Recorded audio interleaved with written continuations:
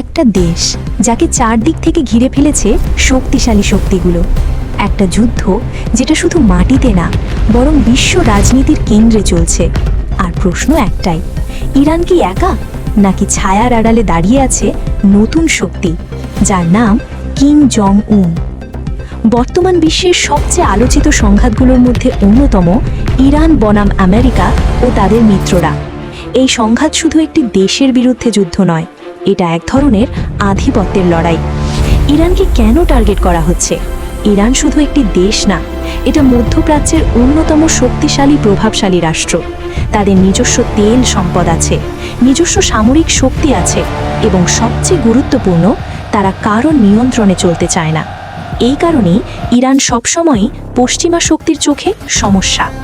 ইতিহাস দেখলে দেখা যায়, যেসব দেশ নিজেদের স্বাধীন রাখতে চায় তাদের উপরই সবচেয়ে বেশি চাপ সৃষ্টি করা হয়। পশ্চিমা শক্তি ভাবে ইরান দুর্বল, কিন্তু বাস্তবতা পুরো উল্টো। ইরানের আছে শক্তিশালী মিসাইল প্রোগ্রাম, আধুনিক ড্রোন প্রযুক্তি, আঞ্চলিক জোট। তারা সরাসরি যুদ্ধ না করেও প্রভাব বিস্তার করতে পারে। আর সবচেয়ে বড় কথা, ইরান বহু বছর ধরে নিষেধাজ্ঞার মধ্যে থেকেও টিকে আছে। এর মানে কি? এই দেশ শুধু শক্তিশালী না, এটা অত্যন্ত স্থিতিশীল।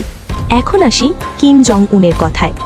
বিশ্বজুড়ে একটা কথা ছড়িয়েছে, তিনি ইরানকে সাহায্য করতে প্রস্তুত। উত্তর কোরিয়া সরাসরি যুদ্ধের ঘোষণা দেয়নি, তারা শুধু এই আক্রমণকে অবৈধ বলেছে। কে মধ্যপ্রাচ্য নিয়ন্ত্রণ করবে? কার হাতে থাকবে তেলের বাজার? এই প্রশ্নগুলোর উত্তরই নির্ধারণ করছে যুদ্ধ। ইরান এখানে দাঁড়িয়ে আছে একটা স্বাধীন শক্তি হিসেবে, আর ঠিক এই কারণেই তাদের চাপে রাখা হচ্ছে। একটা দেশের মানুষ যখন নিজের স্বাধীনতা রক্ষা করতে চায়, তখন সেটা কি অপরাধ? ইরান আজ শুধু নিজের জন্য না, একটা প্রতীক হয়ে দাঁড়িয়েছে, একটা বার্তা যে সব দেশকে নিয়ন্ত্রণ করা সম্ভব না। এই যুদ্ধ কোথায় গিয়ে থামবে তা এখনো কেউ জানে না, কিন্তু একটা জিনিস নিশ্চিত, বিশ্ব রাজনীতির এই খেলায় সত্যটা সবসময় চোখে পড়ে না। তুমি কি মনে করো, ইরান কি সত্যিই একা?